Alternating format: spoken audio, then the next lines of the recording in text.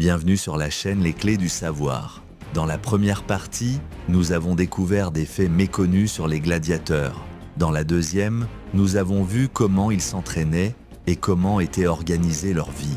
Aujourd'hui, les combattants les plus célèbres dont les noms nous sont parvenus grâce aux sources antiques, des maîtres de l'arène aux chefs de révolte. Et bien sûr, le légendaire Spartacus. Carpophorus, 2e siècle de notre ère, célèbre Bestiarius, un gladiateur spécialisé dans les combats contre les animaux sauvages. Martial écrivait que Carpophorus pouvait vaincre 20 bêtes en un seul affrontement. Lion, ours, léopard et même un rhinocéros.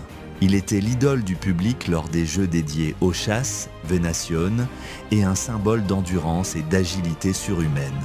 Flamma, vers 80 à 112 de notre ère, originaire de Syrie, Flamma était un secutor redoutable, connu pour sa technique impeccable et son courage face à des adversaires de haut niveau. Il remporta 21 victoires sur 34 combats enregistrés et reçut à 4 reprises le rudis, l'épée en bois symbole de liberté, qu'il refusa à chaque fois pour continuer à combattre.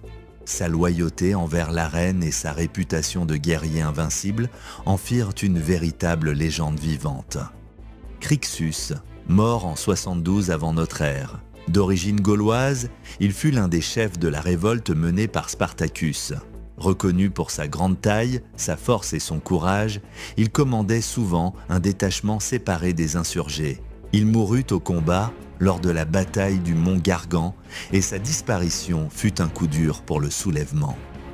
Priscus et Verus, 1er siècle de notre ère, 2 gladiateurs dont le duel eut lieu au Colisée sous l'empereur Titus vers l'an 80 de notre ère.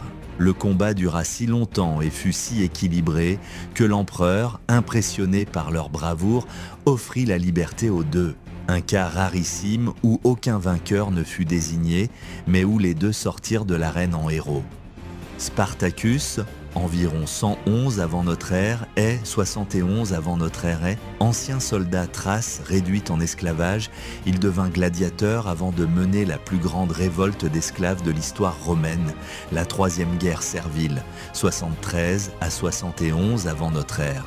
Stratège brillant et chef charismatique, il infligea plusieurs défaites aux armées romaines avant d'être vaincu par les troupes de Crassus. Sa mort sur le champ de bataille en fit une figure légendaire de la lutte pour la liberté.